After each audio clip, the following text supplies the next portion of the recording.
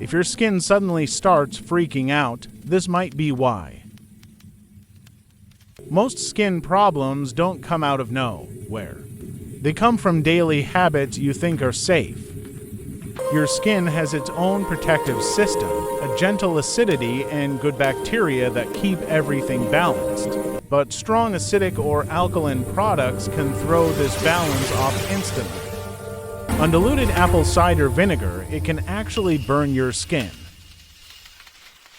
And lemon juice, in sunlight, it can trigger serious irritation. Essential oils like tea tree or cedar can cause redness if you don't dilute them. Alkaline ingredients like baking soda disrupt your skin's pH and harm good bacteria. Toothpaste, alcohol, peroxide, they strip your skin and damage the barrier. Topical steroids thin the skin, and daily exfoliation removes its protective layer. Even your shower water can be a problem if it's full of chlorine and fluoride. The more you simplify your routine and respect your skin's balance, the faster your skin heals and glows naturally.